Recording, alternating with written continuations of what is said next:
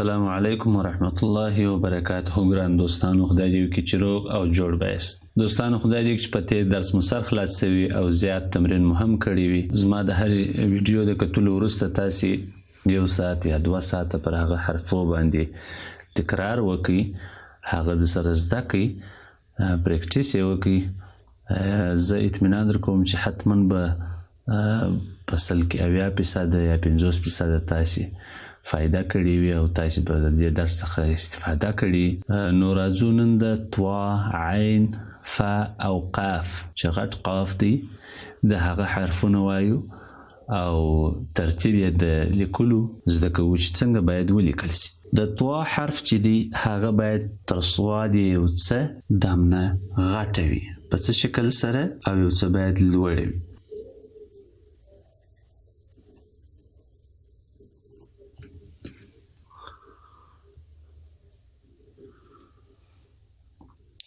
دا یو حرکت او دغه رقم یې دوهم حرکت.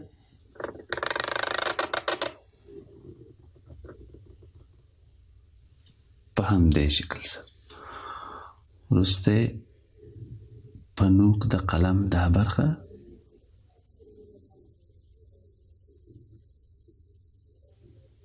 ور جوړه کړئ. دغه رقم یې الف دی.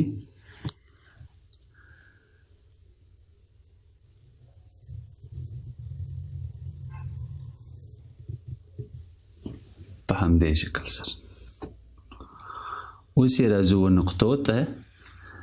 دا حصه یې باید 2 نقطې د الف څخه باید فاصله ولري او دغه رقم یې دا حصه چې ده چې موږ دا حصه فرض کو 2 نیمې نقطې او دغه رقم دا حصه چې ده تر دې ځایه پورې 2 نقطې باید ولري. دا هم د طوا حرف. اوس راځو د عین حرف دی چې یو څه تر دا نورو حرفو سخت دی. د دې تمرین باید تاسې ډیر وکړئ. راځو د عین حرف وایو. د عین په حرف کې اول د دې ځای څخه داسې حرکت شروع کړو. ټوله قلم وروسته نوک د قلم په همدې شکل سره. وروسته له هغه څخه دامنه د عین ده په همدې شکل سره.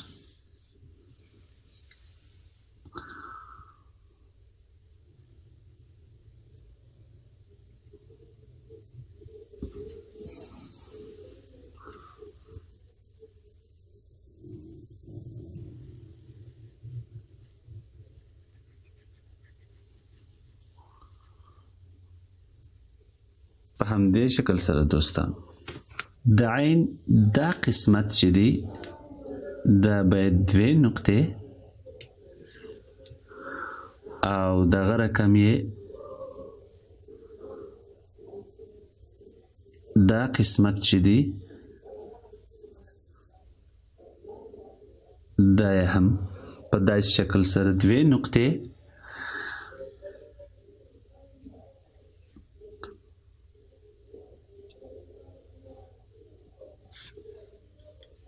او دغه رقم دا قسمت باید د دې سره یو شان وي. د دې ځای څخه بیا تر دې ځای پورې 5 نقطې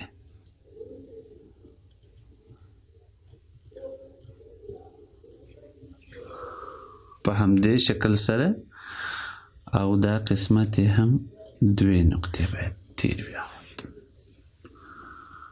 زاویه هم باید د ثقل مرکزی دلته او بل د ثقل مرکزی هم هلته په داسې شکل سره. دوستانو، خدای دې وکړي چې په عین حرف مو ښه سم سر خلاص شوی وي چون عین سخت دی. تاسې باید پریکټیس ډیر ترسره وکړئ. راځو بل حرف ته چې د فا حرف دی. د فا حرف په داسې شکل سره یو حرکت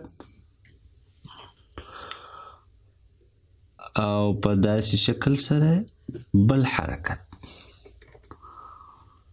وروسته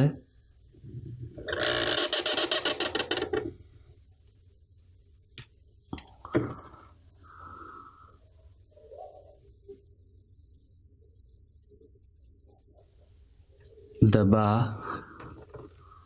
جوړښت دی. په همدې شکل سره دوستانو دا قسمت یې تر دې قسمته 2 نقطې په بعض ځایو کې 1.5 نقطه راځي او دا قسمت یې تر دې ځایه پورې 1 نقطه او دغه رقم دا قسمت یې باید دلته 1 نقطه ځای کې دفع ټکی هم دلته او دغه رقم یې د دې ځای څخه تر دې ځای پورې 5 نقطې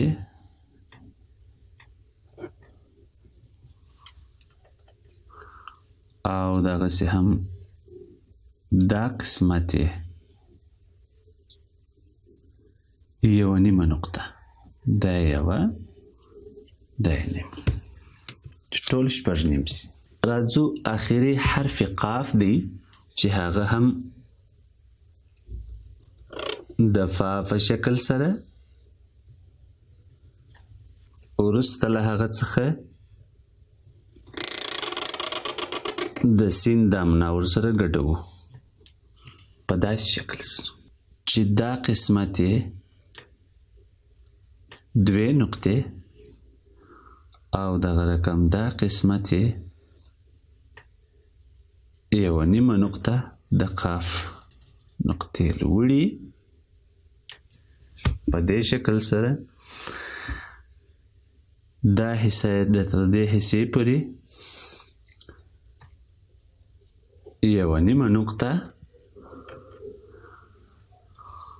او دغه رقم دا قسمت یې 2 نقطې او دامنه هم د سین په شکل 3 نقطې په همدې شکل سره. دوستانو خدای دې وکړي چې په طا عین فا قاف باندې ستاسې سر خلاص شوی وي او تاسې د دې پوره تمرین د سره وکړئ 1 ساعت یا هم 2 ساعته په ورځ کې 2 ساعته یا 1 ساعت خامخا ور وباسئ. زه اطمینان در کوم ستاسې خط به سم سي. د لا زیاتو معلوماتو لپاره زموږ چینل د سره سبسکرایب کړئ او دغه رقم د بیل تڼۍ ووهئ تر څو نوي ویډیو چې موږ خپل چینل ته پورته کوو له هغه څخه تاسې برخمن سئ. الله مو ښه وساته. السلام علیکم ورحمة الله وبرکاته.